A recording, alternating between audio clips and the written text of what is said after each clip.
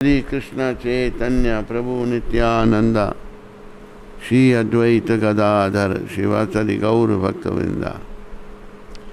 हरे कृष्णा कृष्णा कृष्णा बोलो, हरे राम राम राम हरे हरे कृष्णा कृष्णा कृष्णा हरे राम राम राम हरे कृष्णा हरे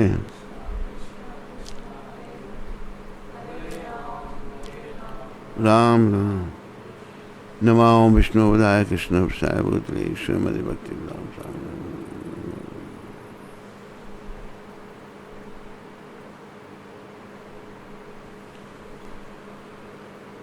हरे कृष्णा कृष्णा कृष्णा हरे हरे हरे राम राम राम हरे हरे। बोलो जगत गुरु श्रील प्रभुपाद की जय। धर्म प्रेमी हरिभक्तों व माताओं, बालकों बालिकाओं, मेरी अपनी प्यारी आत्माओं, आप सबका स्वागत है सुबह के सत्संग में।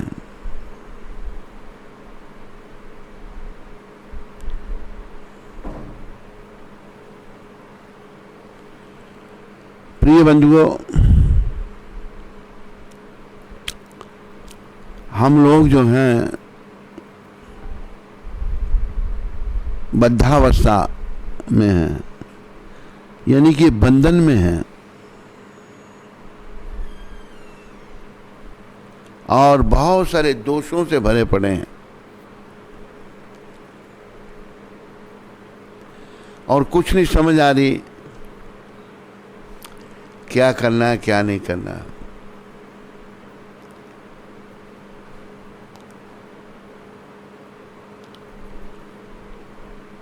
तो प्रभुपाद ये समझाते थे कि ये जो कलयुग है,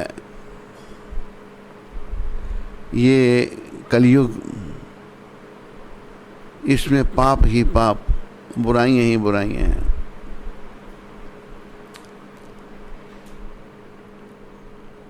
तो हम लोगों को प्रयास करना चाहिए कि हम लोग इस कलयुग के बुरे प्रभाव से बचें, बुरे प्रभाव से बचें और भगवान की शरण में आए। बद्धावस्था और मुक्तावस्था, प्राय हम लोग बंधन में हैं। बंधन में कुछ समझ नहीं आ रहा, मन में जो आता है वो हम करते हैं। इस बद्धावस्था से हम लोगों को मुक्त होना है, और बद्धावस्था में भगवान श्री कृष्ण की शरण में आना है, और बद्धावस्था से अपने आप को मुक्त करना है।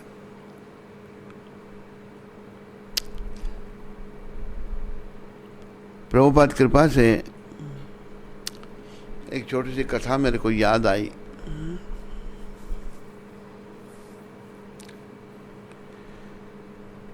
एक राजा था,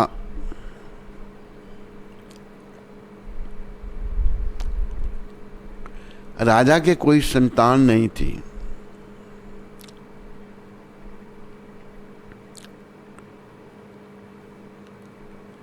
उसने क्या किया, राजा ने इस कथा के पीछे एक शिक्षा है। राजा ने ये डंडी पिटवाई, भाई कल जो मुझे सबसे पहले आके मिलेगा उसको मैं युवराज पद दे दूंगा, अपना युवराज बना दूंगा।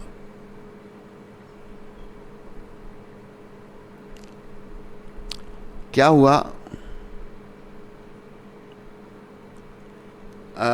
डोंडी पिट गई। कल कोई भी राजा को मिलने आ सकता है, कोई रोक टोक नहीं है। सब लोग निकल पड़े घरों से, राजा को मिलना है, जो पहले मैंने मिलना है ताकि मैं युवराज बन जाऊं। जैसे ही राजा के महल में जाने के लिए लोग प्रयास कर रहे हैं, तो वहां पर राजा ने प्रबंधक बैठा हुआ है, उसके सिपाही घूम रहे हैं। आदमी भाई 2 घंटे हैं मिलकर आने के लिए। तो आदमी जो है चला गया अंदर। जब अंदर गया तो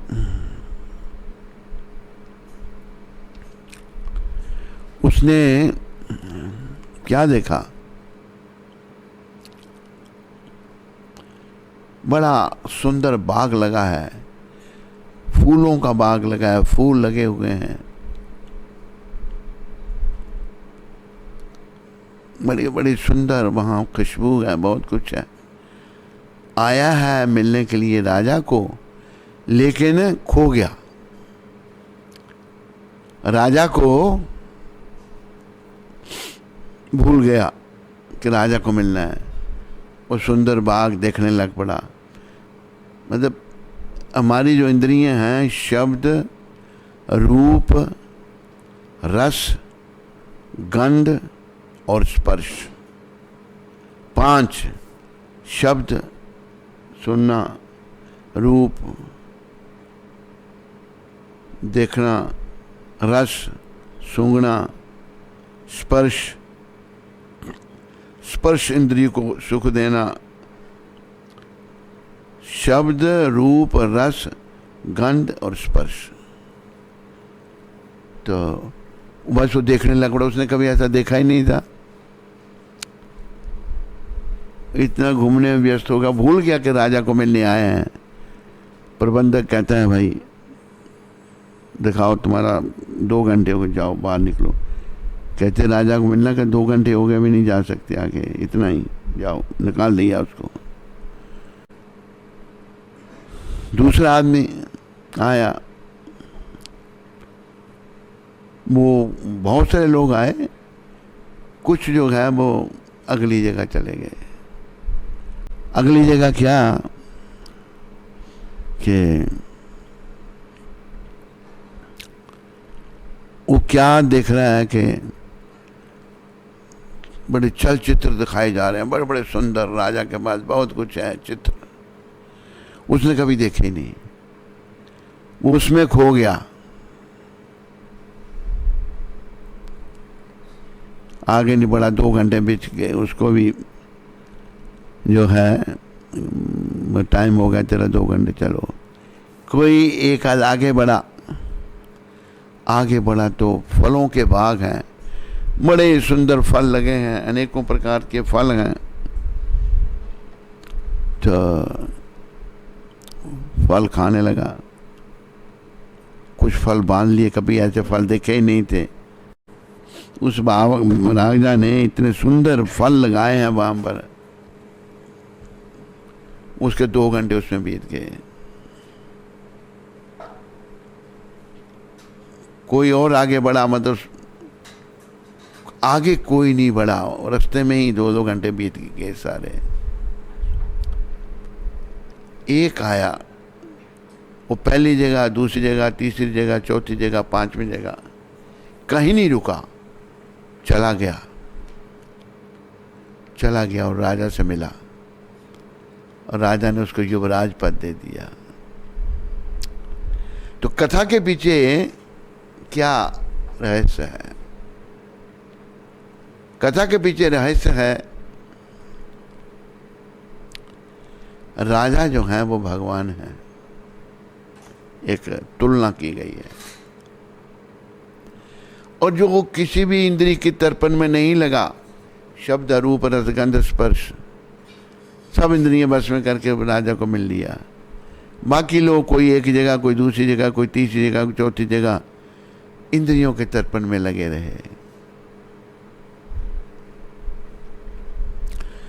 जब तक हम लोग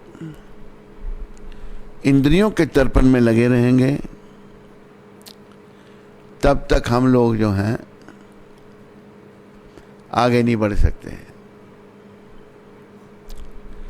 एक श्लोक आता है, कुरंग मातंग पतंग भृंगा मीना गता।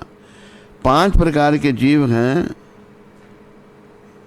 वो एक एक इंद्री का तर्पण करते हुए अपने प्राण दे देते हैं। जैसे पतंगा जो है, दिया जल रहा है, जलते हुए दिए की ओर भागता है, आता है तो जल के मर जाता है वो।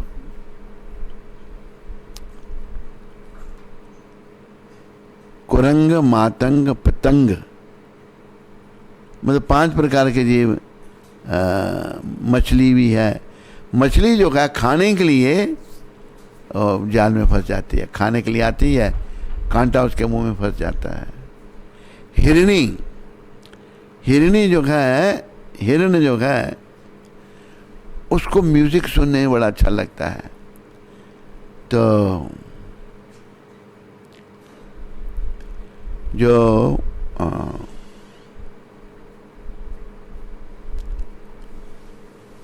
शिकारी हिरनी को कैसे मारता है, वो म्यूजिक बजाता है, सुनने आता ही है तो उसको मार देता है, हिरन को मार देता है।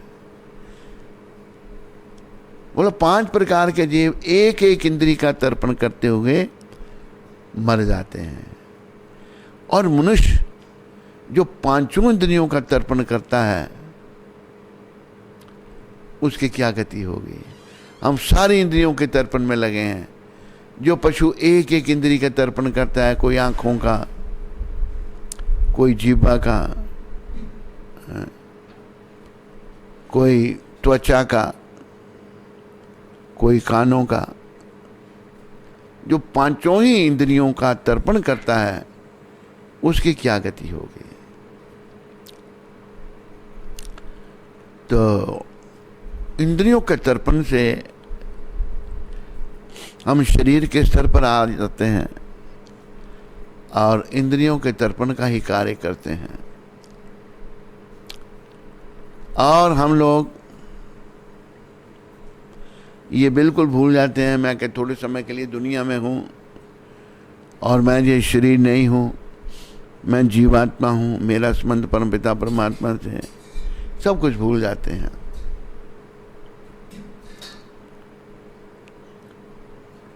तो हम लोगों को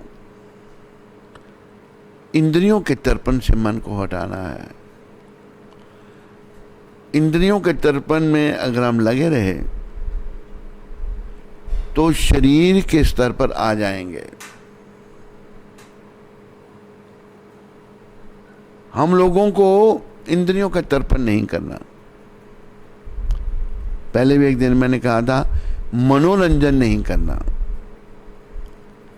कृष्ण रंजन करना है, कृष्ण को प्रसन्न करना है। और ऐसे लोगों की संख्या बढ़ती जा रही है जो भगवान में नहीं मानते, क्योंकि वो इंद्रियों के तर्पण में लगे हुए हैं। कई बड़े बड़े प्रवक्ता कथा करते हैं, भागवत कथा करते हैं, कथा भागवत की कर रहे हैं, कहते 12 लाख रुपया लूंगा मैं भागवत की कथा का। वो भूल गया कि पैसे लेके मैं जो कथा कर रहा हूं ये तो मैं व्यापार कर रहा हूं, ये मैं बिजनेस कर रहा हूं। जैसे प्रहलाद महाराज को भगवान ने पूछा था, नरसिंह भगवान ने, प्रहलाद वर मांगो, हम तुम पर बड़े प्रसन्न हैं। प्रहलाद महाराज कहते हैं, हे नरसिंह देव, मैंने अगर आपकी भक्ति की तो बदले में मुझे क्या चाहिए? अगर मैंने थोड़ी भक्ति की तो बदले में कुछ नहीं। ये आपकी भक्ति कोई बिजनेस थोड़ा है, ये मैं बनिया थोड़ा हूँ। थोड़ी सी भक्ति की तो बदले में मुझे कुछ चाहिए, मुझे कुछ नहीं चाहिए। भक्ति व्यापार नहीं है, भक्ति केवल भगवान की प्रसन्नता, सेवा के द्वारा। भक्ति जब व्यक्ति करता है, जीव करता है, भगवान को प्रसन्न करने के लिए, बस, और कुछ नहीं। भगवान की प्रसन्नता बस। कृष्ण कैसे प्रसन्न हो? अब जैसे गोपियां हैं, उनके परिवार हैं, पति हैं,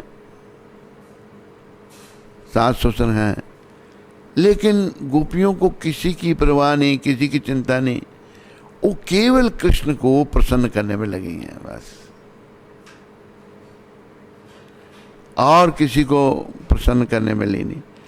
इन गोपियों को कोई भी इंद्रियों का तर्पण नहीं है, वो केवल कृष्ण को प्रसन्न करने लगी हैं। तो हम लोगों को भी ये सीखना है। अब देखो, बड़े बड़े कथावाचक हैं, कथा कर रहे हैं, याद भी है उनको, लेकिन बिजनेस कर रहे हैं। बिजनेस से थोड़ा भगवान मिलेंगे। बिजनेस करने से भाई मैं 10 लाख लूँगा या 12 लाख लूँगा, पैसा लेके कथा करूँगा, वो तो बिजनेस हो गया। पैसा लेके कथा की, वो भगवान की प्रसन्नता के लिए थोड़ी है, वो तो पैसे के लिए है, इंद्रियों के तर्पण के लिए है। तो बड़े बड़े विद्वान जो हैं वो भी भटक जाते हैं बेचारे। केवल भक्ति, भक्ति जो है उसी से भगवान प्रसन्न होते हैं बस, और कोई रास्ता नहीं है। यही भगवान ने कहा, जीवन का उद्देश्य भगवान को जानना। तो भगवान कहते हैं, भक्त्या माम अभिजानाति यावन् यस्यास्मि तत्वता ततो माम तत्वतो ज्ञत्वा विशते तदनंतरम। मैं जैसा हूं वैसा भक्ति के द्वारा जाना जा सकता हूं। तो लोग व्यापारी बन गए हैं बस। व्यापार करने से, व्यापारी बनने से भगवान प्रसन्न नहीं होंगे। भगवान तो केवल निष्काम सेवा से प्रसन्न होंगे। लेकिन जब आदमी भक्ति का त्याग कर देता है, भक्ति शून्य हो जाता है, तो नश्वर कामों के पीछे ही लगा रहता है। बहुत सारे संत ऐसे भी हैं जो कुछ भी इच्छा नहीं करते, कुछ भी नहीं चाहते भगवान से, केवल भगवान की सेवा चाहते हैं।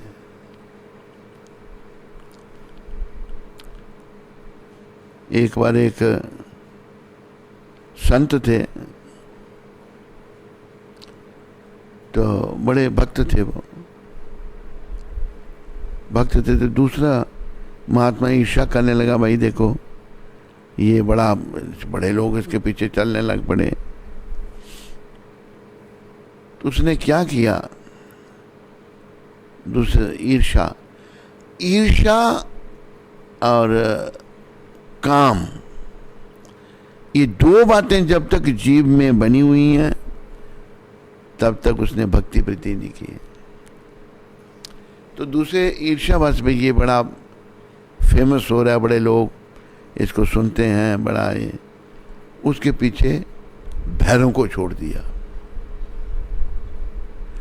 भैरों को छोड़ दिया, पर लेकिन जिसके रक्षक भगवान है उसे कोई कुछ नहीं कर सकता। जैसे प्रहलाद जी के रक्षक भगवान थे, स्वयं बड़ा प्रयास किया मारने का, नहीं मार सके।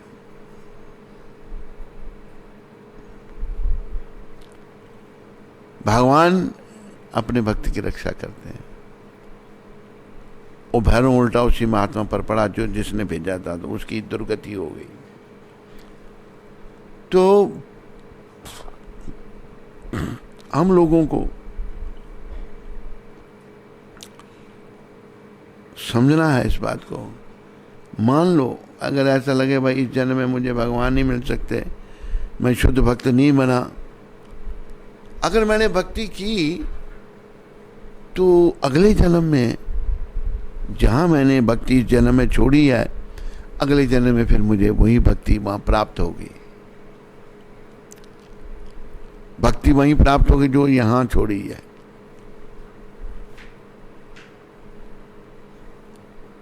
ऐसे मनुष्य का जन्म फिर से मिल सकता है, पर अगर भक्ति नहीं मिली, ऐसे ही भटकते रहे, पैसे के पीछे पड़े रहे, उससे कल्याण नहीं। तो हम लोगों को बद्धावस्था से, बंधन से मुक्तावस्था की ओर आगे बढ़ना है। मुक्तावस्था जो है उसमें आगे बढ़ना है। हम सब लोग बंधन में हैं। बंधन में होने के कारण संसार की ओर हमारा आकर्षण है, भगवान की ओर नहीं है। लेकिन प्रयास करना है कि संसार से हमारा आकर्षण घटे और कृष्ण की तरफ बढ़े। प्रयास करने से उसमें सफलता आ सकती है। कई बार बड़ा प्रयास करने पर भी नहीं होता, क्योंकि पाप कर्म, जैसे वो वर्णन आता है ना चैतन्य चरितामृत में, कृष्ण भूलिया जीव भोग वांछा करे, पाशे ते माया तारे छापटिया दरे। जीव भगवान को भूल करके भोगों को भोगना चाहता है, सुखों को भोगना चाहता है, तो माया के अधीन वो हो जाता है। हम प्रायः लोग माया के अधीन हैं। माया हमको तरह तरह के नाच नचा रही है, और हम लोग जो हैं बड़े कष्ट उठा रहे हैं। तो हम लोगों को प्रयास करना है प्रभुपाद जी जैसे महान महात्माओं की कृपा से भक्ति करने की। और ये याद रखो, सीधा भगवान का भी आश्रय नहीं मिलता, वो भगवान के भक्त के माध्यम से ही होगा। भगवान के भक्त की कृपा लेकर ही आगे बढ़ा जाएगा। भगवान के भक्त की कृपा से ही भगवान की कृपा मिलेगी। और ये बात सिद्ध हो चुकी है कि प्रभुपाद जी ने सारी दुनिया में लोगों को भक्ति में लगा दिया। अच्छा, कई लोग छोड़ देते हैं। छोड़ते क्यों हैं? छोड़ते इसलिए हैं कि उनके जो पूर्व कर्म हैं उतने प्रबल हैं, वो उनको आकर के नीचे गिरा देते हैं। तो अगर हम प्रयास करेंगे तो पूर्व कर्मों के प्रभाव से हम लोग बच सकते हैं और अपना जीवन सफल कर सकते हैं। तो हमने अपने जीवन को सफल करना है भगवान की शरण में आकर। जब तक मन मलिन है, आजकल जैसे लोगों ने खान पान लोगों का बेकार हो गया। अब देखो, जैसे ये चाइना के लोग हैं, कितने दया वेदना से हीन वो लोग हैं, क्योंकि वो जीवों को कष्ट देते हैं। वो इस बात को भूल जाते हैं कि मैं जो पाप कर्म कर रहा हूं, इनका फल मुझे भोगना पड़ेगा, पापों का फल भोगना पड़ेगा, भूल जाते हैं और जीवों को तड़पा रहे हैं। कोई जानवर ऐसा नहीं जिसको वो नहीं खाएंगे। कुत्ता, बिल्ली, छिपकली, गधा, किसी भी जीव को खा जाएंगे।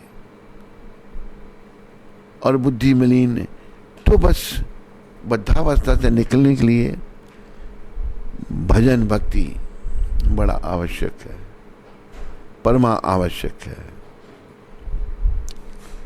और ये जो हमारे मन में संसार से आसक्ति है, संसार से हम अटैच हैं, इसके बारे में प्रभुपाद कहते हैं भक्ति प्रशानुभव विरक्ति अन्यत्र चा। भगवान की भक्ति करने से मन में विराग उत्पन्न होगा। अभी ये जो लोग पाप कर्म करते हैं वो बिल्कुल भूले होंगे कि मैंने मरना, जबकि मरना है सबने, सबकी मृत्यु होगी, कोई अमर नहीं है, कोई सदा के लिए नहीं रह सकता।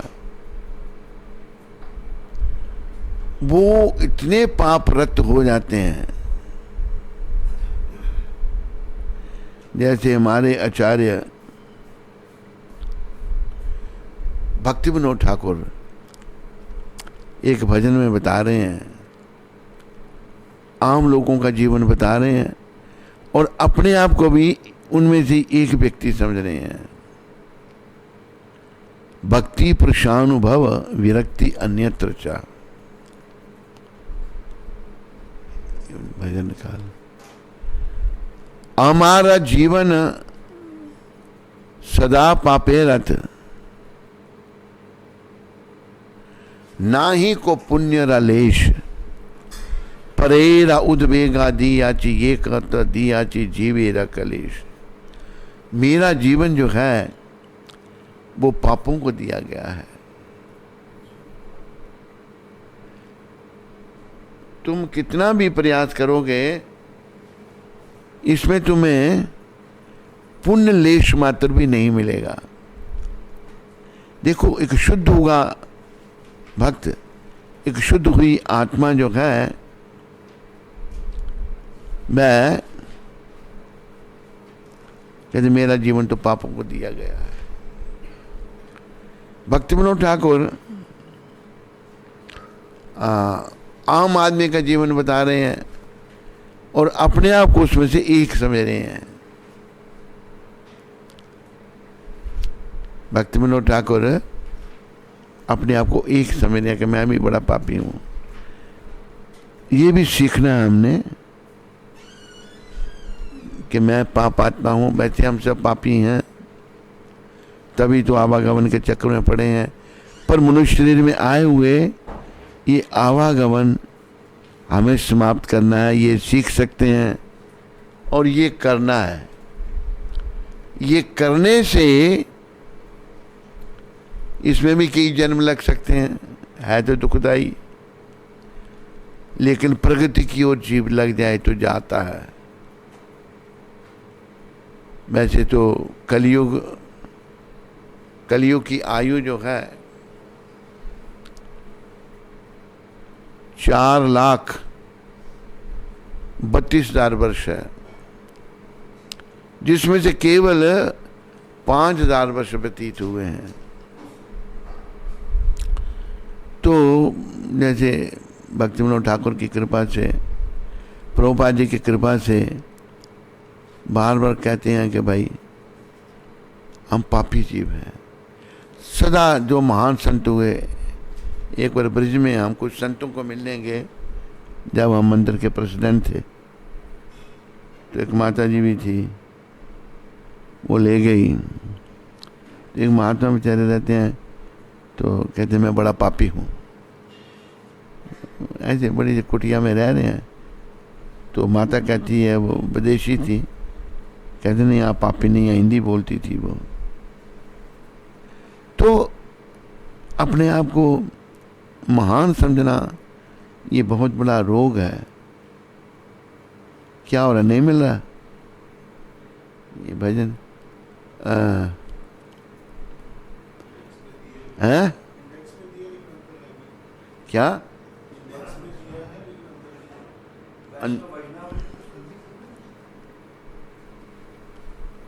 इंडेक्स में है, इसमें देख, इसमें है। ये घंटा लगाएगा, ये नहीं मैं वेट करता रहूं, तू जल्दी खुद निकाल और दे मेरे को। हरे कृष्णा कृष्णा कृष्णा हरे राम राम राम हरे कृष्णा हरे। हरे राम हरे कृष्णा हरे ऐनक दे दो।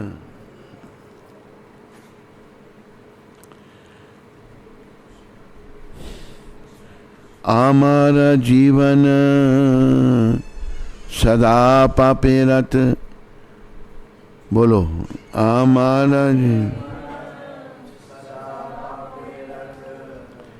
नाही को पुण्य रलेश,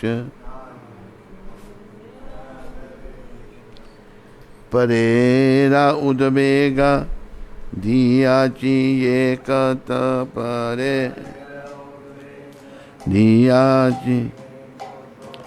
दियाची जीवे रकलेश, दियाची जीवे निज सुख लागी पापे नहीं धोरी, निज सुख दयाहीन स्वार्थ पारो, दयाहीन पार सुखे दुखी सदा मिथ्या भासी, पार सुखे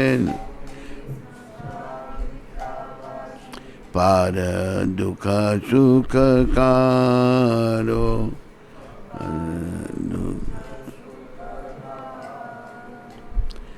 अशेष कामना हृदय माझी मोरा,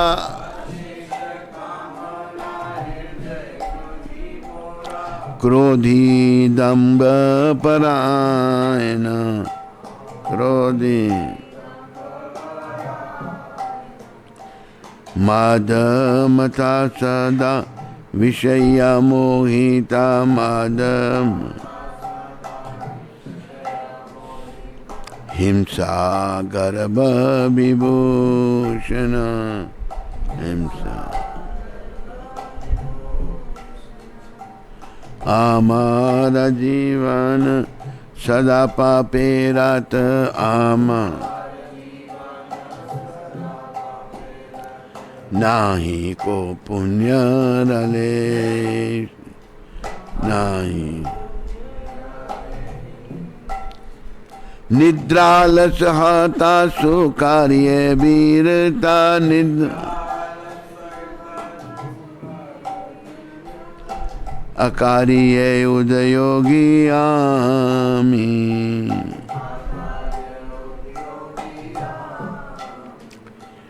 प्रतिष्ठा लागिया सत्य आचरण, प्रतिष्ठा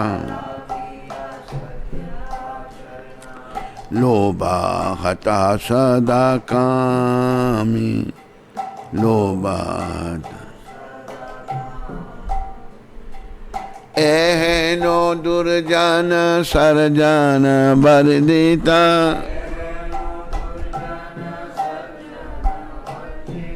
अपराधी निरंतर,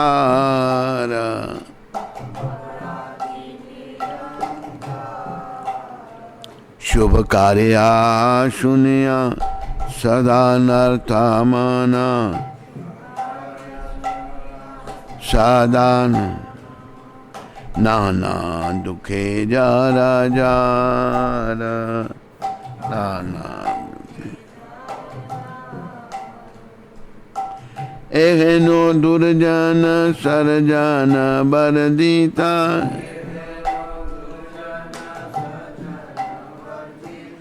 अपराधी निरंतर,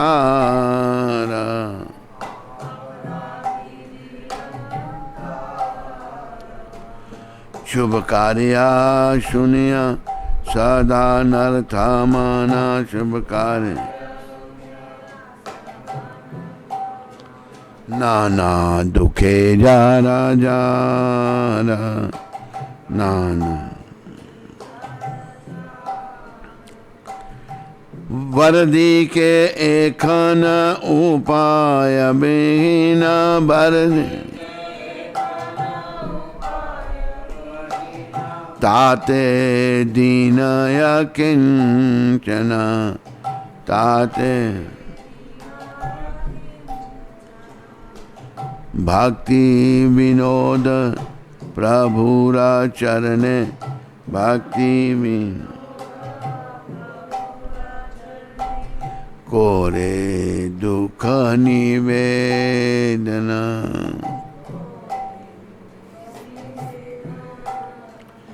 देखो, एक ये महाभागवत वैष्णव, चोटी के वैष्णव, विद्वता में कोई मुकाबला नहीं, विनम्रता में, भक्ति में बड़े ही महान। लेकिन वो कह रहे हैं मेरा जीवन, हमारा जीवन। प्रभुपाद इसका अनुवाद करते हुए बताते हैं कि ठाकुर भक्ति Vinod is describing the life of people in general and taking himself one of them. आम लोगों का जीवन बता रहे हैं और अपने आप को उनमें से एक समझ रहे हैं, अपने आप को महान नहीं समझ रहे हैं। ये बड़ा आवश्यक है, ये भजन जीवन में धारण करना। ये वैष्णव जैसे महाप्रभु अपना भक्त बने हुए हैं,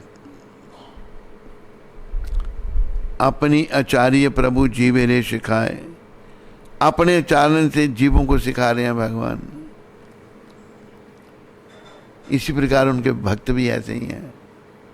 तो भक्ति विनोद ठाकुर कहते हैं मैं बड़ा ही, मेरा जीवन जो है वो पापों को दिया गया है, इसमें पुण्य बिल्कुल नहीं है।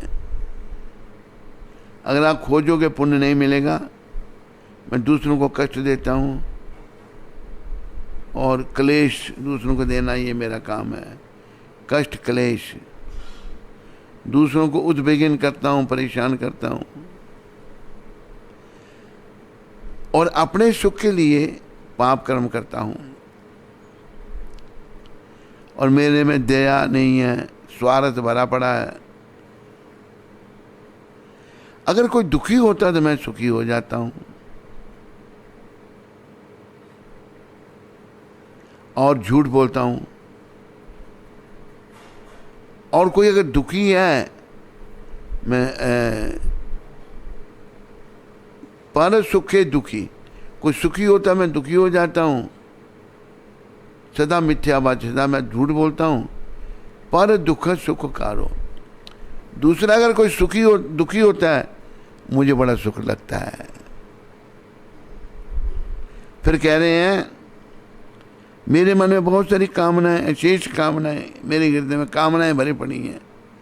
फिर क्रोधी दंभ परायणा, मैं क्रोधी हूँ, अहंकार से दंभी हूँ और इसके वशीभूत हूँ। मदमता, इन सब से पागल हो गया हूँ। विषय मोहित, विषय विकारों की ओर मेरा आकर्षण है।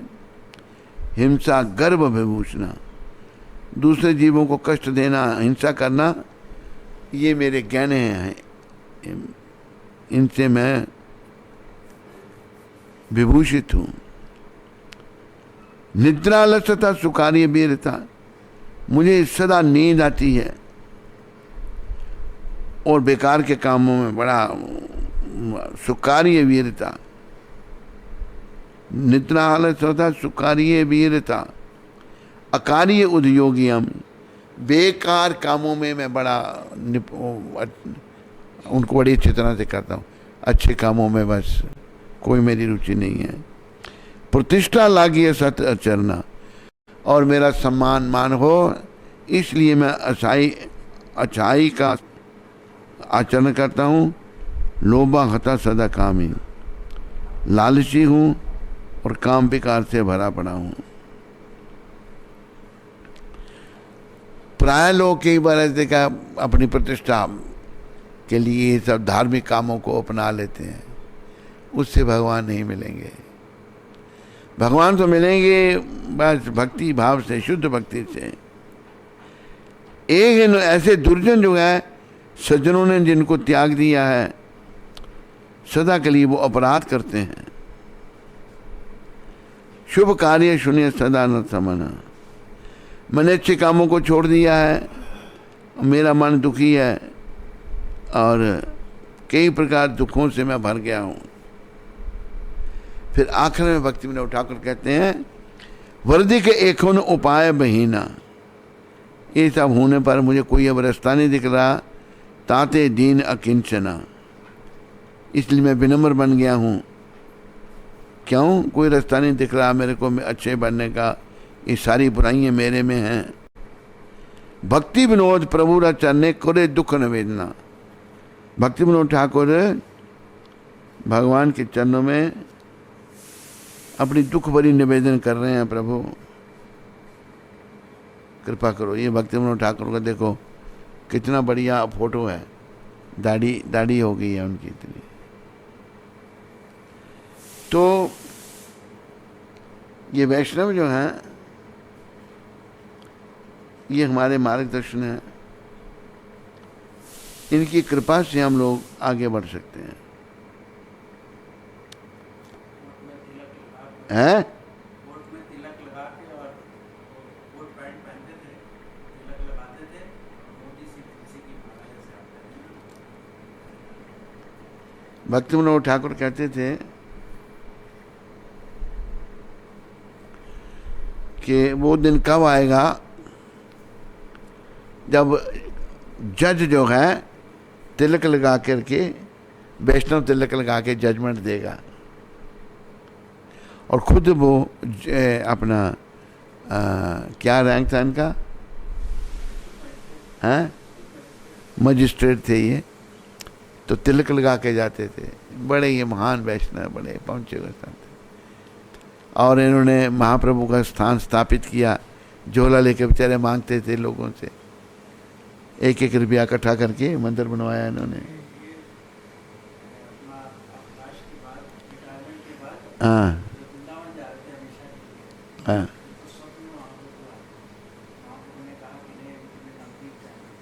हाँ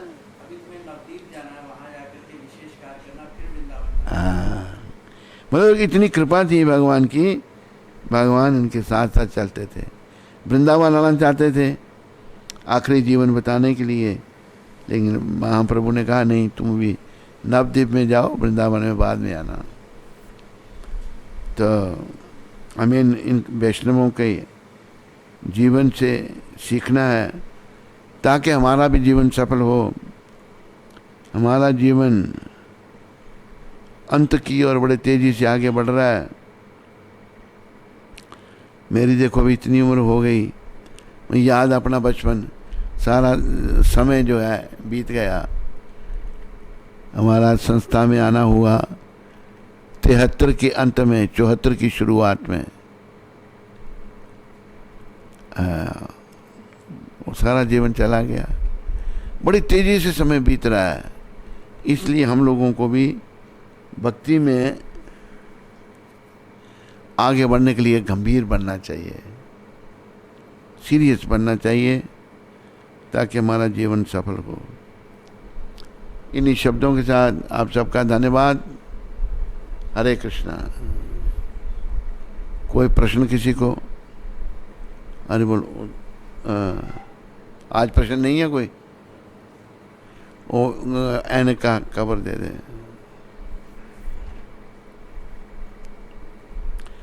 हरे हरे कृष्णा।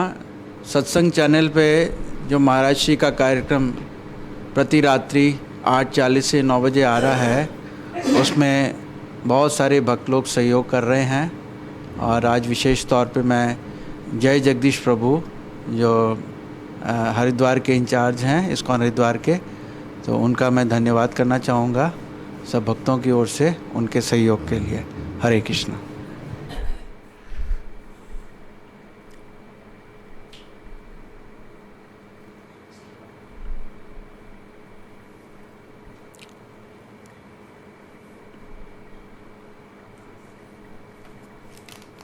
लक्की प्रभु दिल्ली से। हरे कृष्णा महाराज जी को 108 दंडवत प्रणाम। माय क्वेश्चन इज, जन्म में भक्ति जहाँ छूटेगी तो अगले जन्म में वहीं से शुरू होगी। गुरुदेव, अगर अगला जन्म नीचे की योनि में हुआ तो फिर भक्ति कैसे होगी? नहीं, ये आपको कैसे पता कि आपका अगला जन्म नीचे की योनि में होगा? ये आप स्पेकुलेट कर रहे हैं ना। भक्ति करोगे भगवान अच्छा जन्म देंगे, कृपा करेंगे। आपको कैसे पता कि अगला जन्म नीचे की योनि का होगा?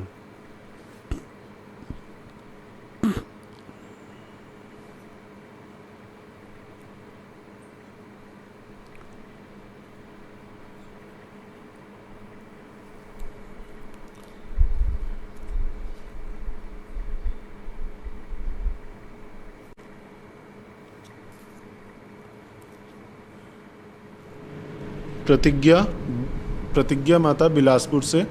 हरे कहाँ कृष्ण- से? बिलासपुर। हरे कृष्ण। श्री गुरु महाराज जी की पावन चरणों में कोटि कोटि दंडवत। योर एस्पायरिंग डिसाइपल प्रतिज्ञा from Bilaspur Chhattisgarh. Gurudev, my question is, भक्ति को मेंटल या सेंटिमेंटल स्टेट में प्रैक्टिस नहीं करना चाहिए, भक्ति इंटेलेक्चुअल स्टेट में ही समझना चाहिए, दैट्स कॉल्ड बुद्धि योग और bhakti yoga. Krishna in Bhagavad Gita stresses that this point a lot by practicing bhakti yoga philosophy। बड़ा तेज बोलते हैं तो कुछ शब्द छूट जाते हैं मेरे से, धीरे धीरे बोल लगे। भक्ति को मेंटल या सेंटिमेंटल स्टेट में प्रैक्टिस नहीं करना चाहिए, भक्ति इंटेलेक्चुअल स्टेट में ही समझना चाहिए, दैट्स कॉल्ड बुद्धि योग और bhakti yoga. Krishna in Bhagavad Gita stresses this point a lot by practicing bhakti yoga philosophy one can make progress in bhakti. Prabhupada जी ने डिस्कार्ड किया है सेंटिमेंटलिज्म को। देन भगवान ये भी तो कहते हैं वो भावग्राही हैं। So it made me confused. गुरुदेव कृपा मेरा मार्गदर्शन कीजिए, and if I am wrong please correct मी। क्या समझाया तेरे को इसका प्रश्न? कि गीता में भगवान भक्ति योग के विषय में बता रहे हैं।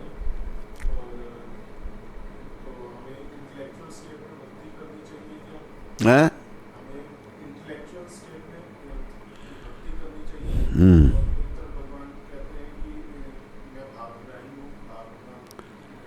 देखो ऐसा है कि भक्ति जो है वो हमें भावना, अब जैसे शबरी का उदाहरण है, उसकी कोई इंटेलेक्चुअल स्टेज नहीं है। शबरी की, शबरी एक नीचों की कन्या है, भीलों की कन्या, मांसाहारियों की कन्या है। उसकी भाव स्टेज है, भाव की स्टेज इतनी है कि वो भगवान राम जी को अपने जूठे बेर खिला रही है और राम जी खा रहे हैं, मांग के खा रहे हैं। कहते इतने स्वादिष्ट बेर मैंने पहले नहीं खाए। तो ये भाव स्टेज है। इंटेलेक्चुअल बड़े जो बड़ा बुद्धिमान बनता है वो भगवान को नहीं मिलता। भगवान तो भावग्राही जनार्दना, भगवान भाव से मिलते हैं।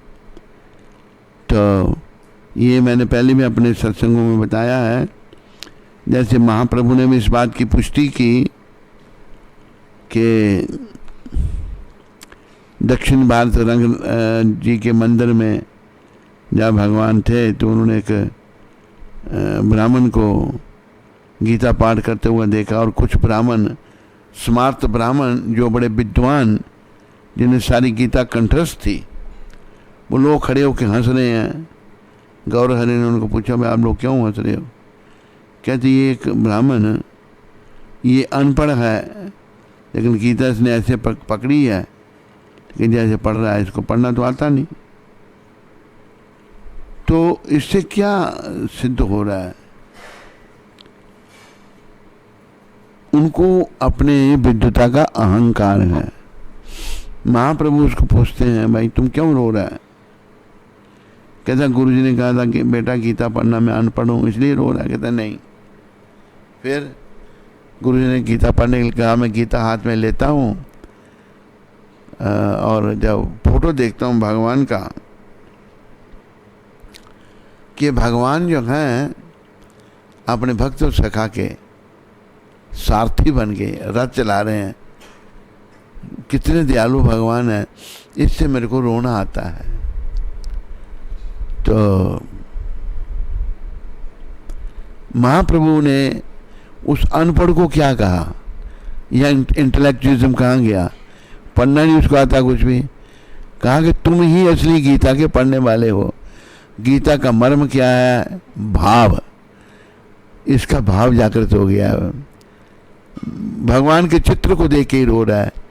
और वो सारी गीता बोल सकते हैं, मुंह जबानी कंठस्थ है, लेकिन भाव है ही नहीं बिल्कुल। तो भावुक स्टेज से ही इस घटना से महाप्रभु ने यही सिद्ध किया, मैं भावग्राही हूँ। और महाप्रभु ने बड़े ग्रंथ नहीं लिखे, खाली 8 श्लोक का है। कृष्ण रूप में तो गीता का गायन किया उन्होंने, लेकिन चैतन्य रूप में तो बस भक्ति करने के लिए कहा। भगवान सदा भावुकों का नृत्य करते थे।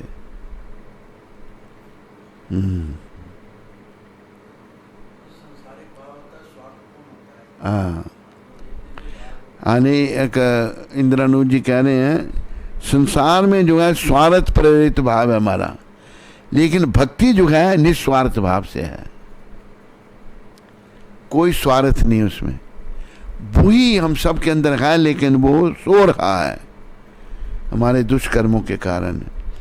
उसको जागृत करना है। भगवान की निष्काम सेवा करने से वो जागृत होगा धीरे धीरे। और कोई प्रश्न है? रमन चौहान जी जम्मू से हैं ये, इन्होंने कल प्रश्न किया था कि मेरे को नौकरी से निकाल दिया तो मैं क्या करूं। तो इन्होंने उत्तर में लिखा है कि प्रणाम गुरुदेव जी, मैं Gayatri construction company private limited में काम करता था।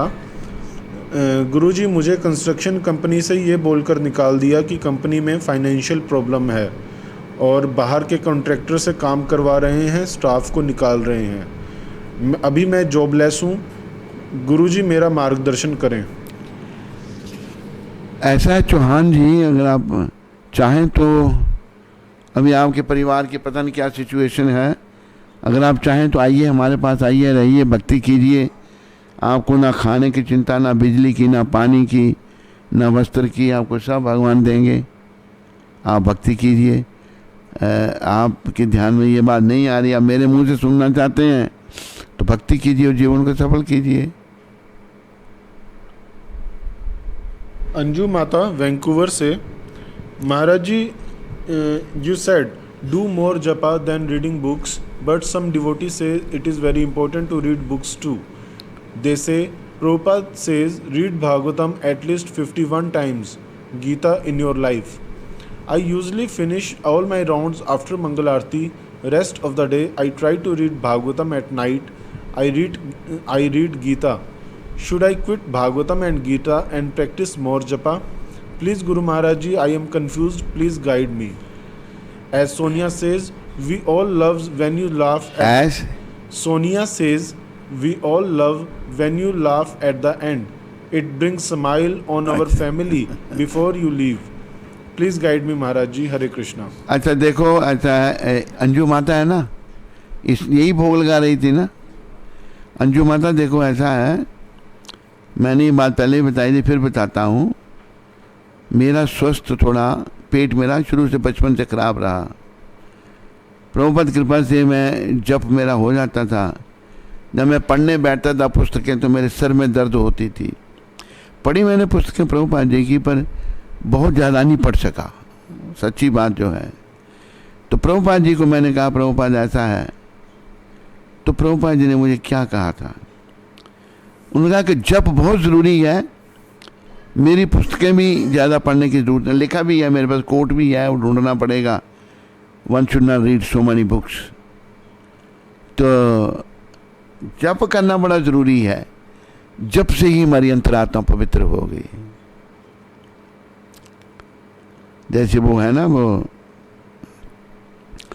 बोल हरि हरि हरि बोल, केशव माधव गोविंद बोल, बोल हरि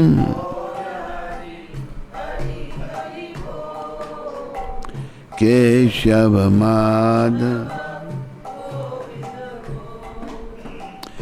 नाम प्रभु का है सुखकारी, नाम प्रभु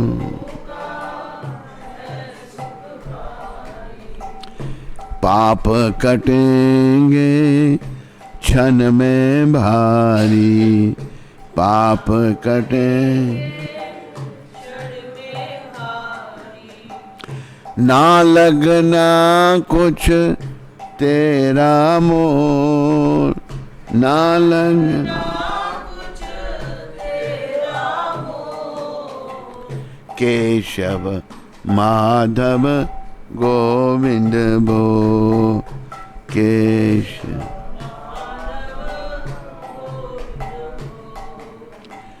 शबरी आहल्या सदन कसाई, शबरी आहल्या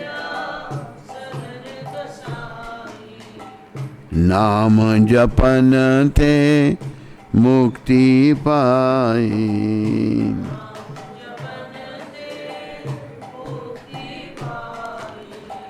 नाम की महिमा है बेतोल, नाम की महिमा केशव माधव गोविंद बोल।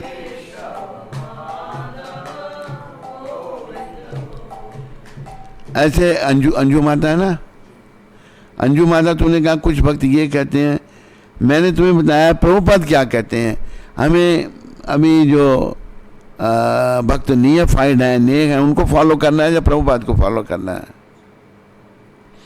प्रभुपाद ने कहा है, मुझे पर्सनली कहा था कि मेरी जप करना बड़ा ज़रूरी है। मैंने उनको अपनी हेल्पलेसनेस बताई थी, मैं ज़्यादा पुस्तकें नहीं पढ़ सकता। पुस्तकें बहुत पढ़ी लेकिन उनका अनुसरण नहीं किया, जीवन में धारण नहीं किया, तो क्या लाभ।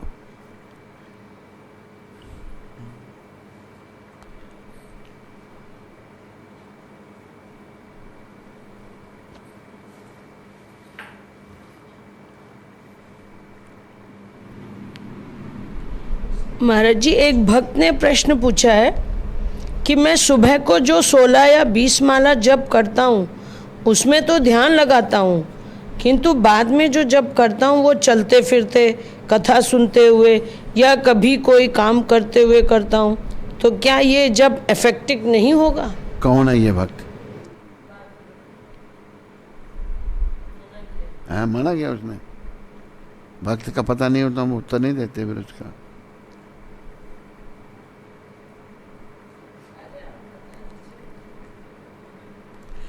देखो आप ध्यान लगा के करते हैं, बाकी फिर से इसका प्रश्न बोल। मैं सुबह को जो 16 या 20 माला जप करता हूँ उसमें तो ध्यान लगाता हूँ, किंतु बाद में जो जप करता हूँ वो चलते फिरते, कथा सुनते हुए या कभी कोई काम करते हुए करता हूँ, तो क्या ये जप इफेक्टिव नहीं होगा?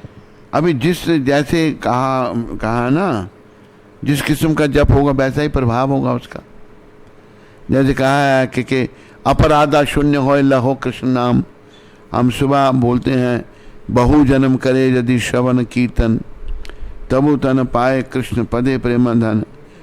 अगर कोई बहु जन्मों तक कृष्ण नाम का जप कीर्तन करता रहे और अपने आप को 10 नाम अपराधों से नाम बचाए, तो उसे कृष्ण प्रेम रूपी धन की प्राप्ति नहीं होगी। अगर कोई बहुत जन्मों तक कृष्ण नाम का जप करता है और अपने आप को अपराधों से नहीं बचाता, तो उसे कृष्ण प्रेम नहीं मिल सकता।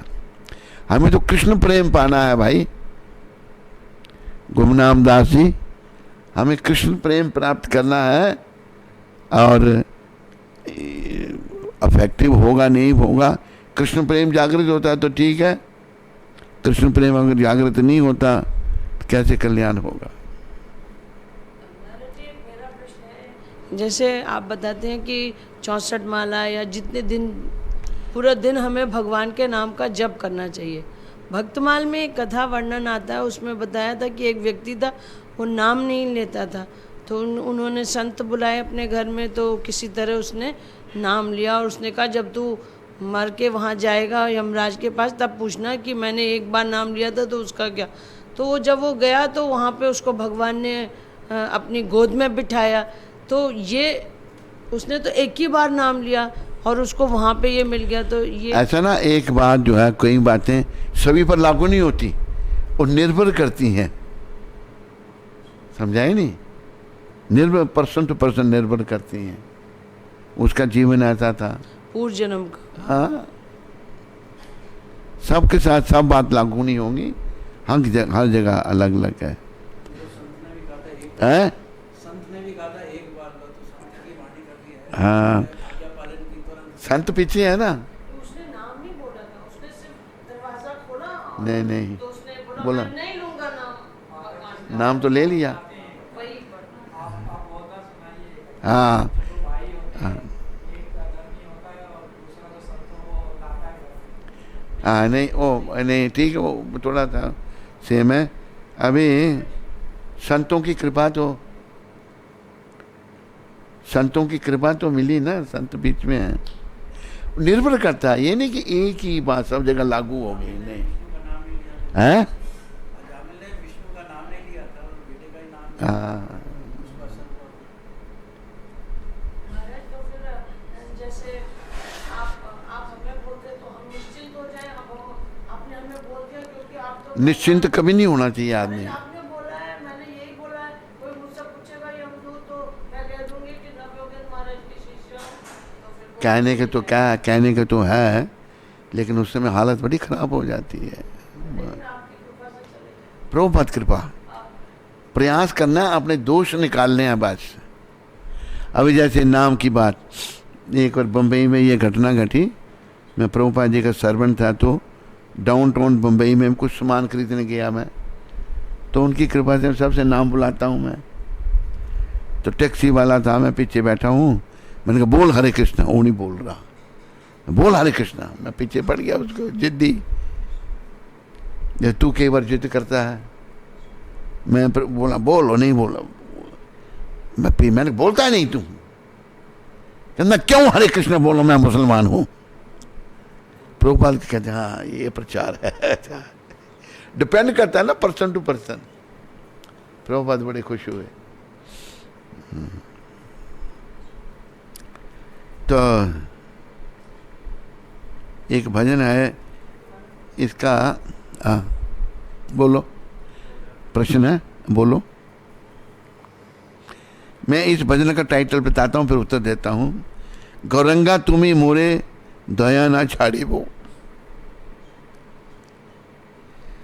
इस भजन का टाइटल ही देखो, don't neglect giving me your mercy. ये वासुदेव घोष जो बहुत बड़े भक्त थे भगवान के, ये भजन का टाइटल, गौरंगा मेरे पर दया नहीं छोड़नी आपने, गौरंगा तुम्हें मोरे दया ना छाड़ी वो। तो ये आचार्य, ये वैष्णव हमको शिक्षा दे रहे हैं कि गौरांग महाप्रभु के चरणों में प्रार्थना करो। इन वैष्णवों के चरणों में, इन वैष्णवों के माध्यम से प्रार्थना करनी, हम पर दया ना छोड़े। एक दो लाइन में पढ़ता हूँ। Gaurang Mahaprabhu Lord Gauranga, please do not neglect me to show me your mercy. दया अपनी बरसाने के लिए मेरा तिरस्कार नहीं करना। मुझे making me your very own property, मुझे अब अपनी संपत्ति समझ करके महाप्रभु काइंडली कीप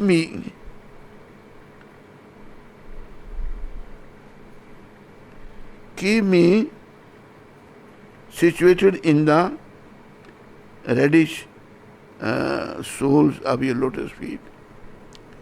मुझे आपके जो लाल चरण हैं उनमें रखिए, बस उनमें दया। गौरंगा मोहि, वासुदेव घोष का भजन है, ये भजन है 90 नंबर का भजन। एक दो लाइन में इसकी सुनाता हूँ। भजन मुझे ये बहुत अच्छा लगता है।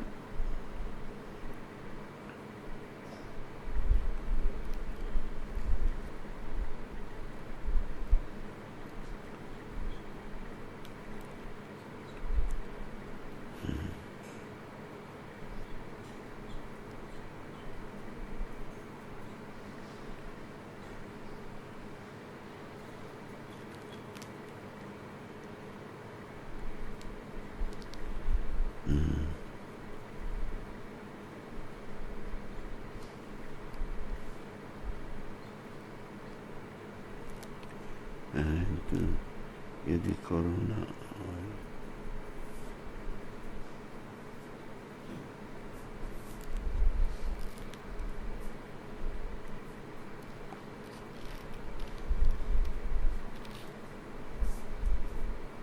इस भजन इसने अर्थ बाद में लिखे हैं, भजन पहले लिखने में से काफ़ी अच्छा इसका वो है, पर इसके भजन ढूंढने में बड़ा मुश्किल होता है। ये भजन है सॉन्ग 90।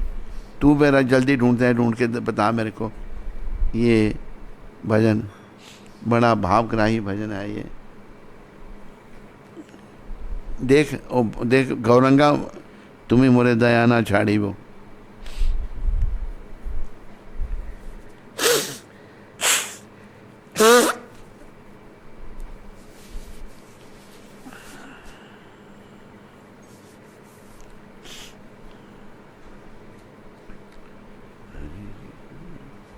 मिला?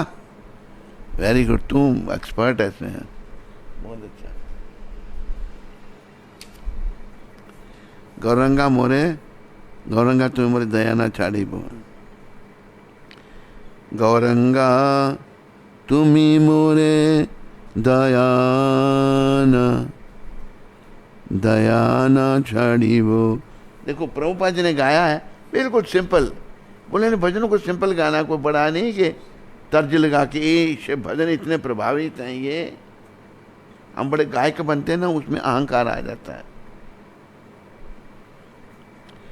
गौरंगा तुम्हें मोरे दया ना छाड़ी बो। गौरंगा तुम्हें मोरे दया छाड़ी। अपना करिया रंगे चरने राखी बो।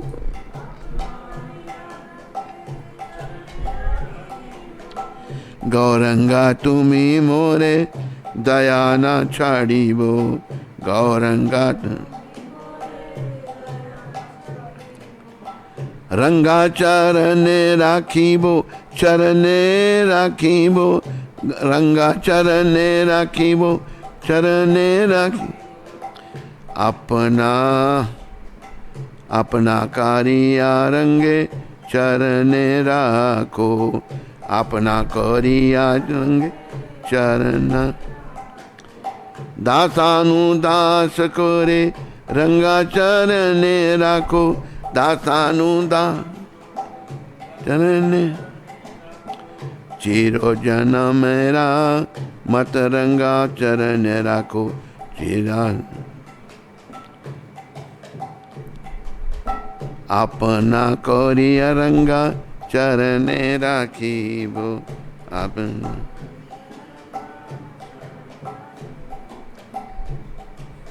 ये भजन शिला बासु घोष ठाकुर, कितना महान भजन है।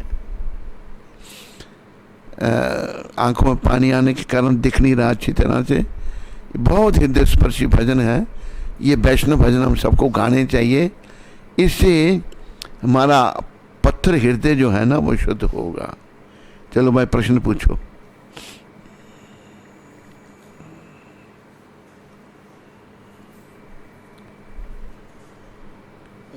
ये नागराज मासरा, इनकी जगह नहीं पता ये कहाँ से हैं।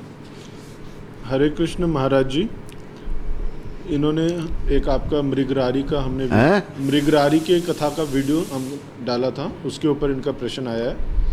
हरे Krishna Maharaj ji, I have a question here now, please tell me what about. धीरे धीरे बोल, तो बहुत जल्दी बोलता है ना। What about me who knows the essence of Bhagavad Gita theoretically and knows what about me who knows the essence of Bhagavad Gita theoretically and knows what is wrong and what is right as per Prabhupada's scriptures and also knows what to do and what not to do.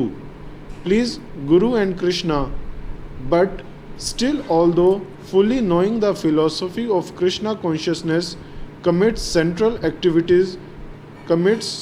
activities due to lusty desire. Will I be punished in such a way to be corrected? Can I be given a second chance for perfection in next life? क्या नाम इनका? नागराज मात्रा। नागराज जी, ये निर्भर करता है, अभी मैं कैसे बताऊं, मेरे हाथ में कोई डिसीजन तो है नहीं, ये तो आपके कर्मों पर, आपके भाव पर। मैं तो आपको ये रिकमेंड करूंगा कि आप भक्ति में लगकर जीवन सफल करो।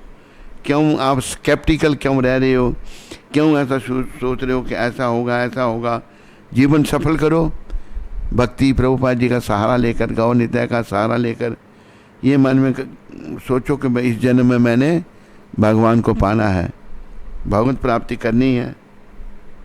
तो मैं तो ये को क्या होगा मैं कैसे बता सकता हूँ आपको, ये डिपेंड करता है आपके ऊपर ही। नंदीमुखी माता वैंकूवर से, हरे कृष्ण, दंडवत प्रणाम Maharaj ji. Every morning I wake up for Mangal Aarti and tell myself that I will stay peaceful throughout the day and will not do anything that Krishna does not want. But things happen in the day and I am not able to do what Krishna wants 100%, and this makes me anxious. Please guide me on how to get rid of this anxiety. प्रयास करने से, अपनी साधना भक्ति बढ़ाने से, अपनी निष्काम सेवा बढ़ाने से धीरे धीरे ये दोष जाएगा। अगर कोई दोष भी आ रहा है उसको भी भगवत कृपा समझो, कोई कमी है हम में, इसलिए ये एंग्जाइटी आ रही है। कभी भी कोई दोष आए, एंग्जाइटी आए तो दुखी नहीं होना उसमें, उसको कृपा समझना। प्रभुपाद जी ने ये समझाया है कि भक्त को अगर कोई कष्ट लगता है ना तो वो क्या सोचता है, वो सोचता मुझे तो इससे भी ज़्यादा कष्ट लगना था लेकिन भगवान ने उसको कम कर दिया। भक्त की ये सोच होती है। एंग्जाइटी आ रही है उसको भी कृपा समझो भगवान की, भाई कहीं कमी मेरी है इसलिए एंग्जाइटी मुझ में आ रही है, तो ये एंग्जाइटी मेरी कमी बता रही है, तो सोचना है मेरी कहाँ कमी है, उसको निकालना है, प्रयास करना है भक्ति करने का।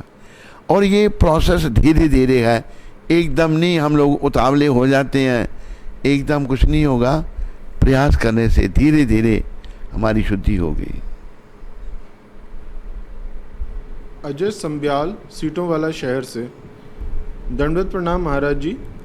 जैसे कहते हैं अपराध युक्त नाम जपने से आध्यात्मिक उन्नति नहीं होगी, तो हमें कैसे पता चले कि हम अपराध से युक्त जप कर रहे हैं महाराज जी? मैं 16 माला करने की कोशिश करता हूँ पर बीच बीच में मेरा ध्यान इधर उधर हो जाता है, मैं क्या करूँ?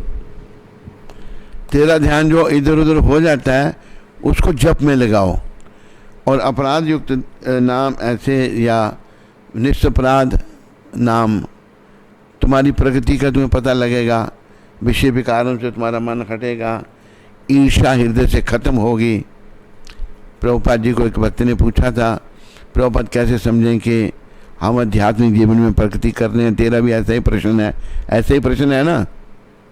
तो प्रभुपाद कहते थे कि दो बातें हैं, ईर्ष्या और काम, ये घट रहे हैं, वैसे घट रहे हैं तो समझो प्रगति हो रही है। अगर काम भी बना है, ईर्ष्या ही बनी है, तो जब भी कर रहे हैं तो प्रगति नहीं हो रही, स्टेगनेंट, हम एक ही जगह खड़े हैं, आगे नहीं बढ़ रहे।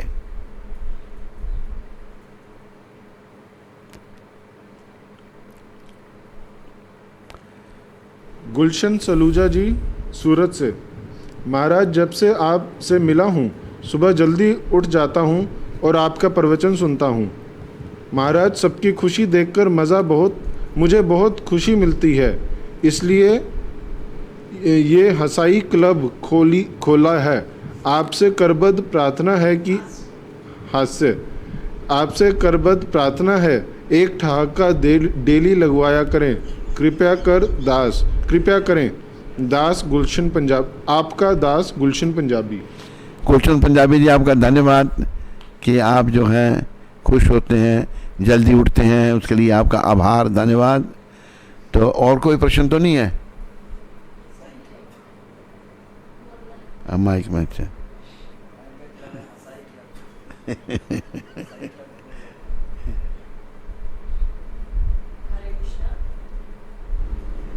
कोविड-19 के लिए जो फरीदाबाद से हमारे एक परिवार हैं, सन्नी मित्तल जी, श्वेता मित्तल और ईशान, इन्होंने जो उधमपुर में कोविड-19 के लिए डोनेशन दिया है उसके लिए उधमपुर के सभी भक्तों की तरफ से बहुत बहुत धन्यवाद, और उनके परिवार के सहयोग के लिए सभी का धन्यवाद। हरे कृष्ण।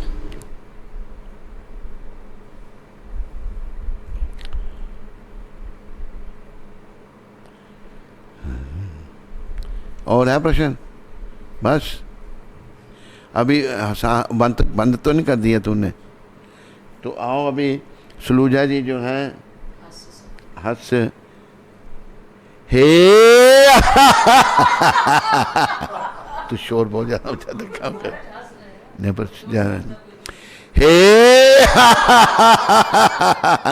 देखो जुरिया माता हंस रही है, नहीं आवाज तो निकलती नहीं, आवाज नहीं निकल रही उसकी। हे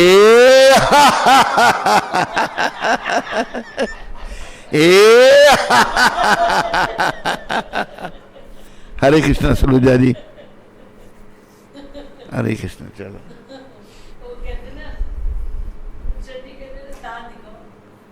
कौन कहता सलूजा?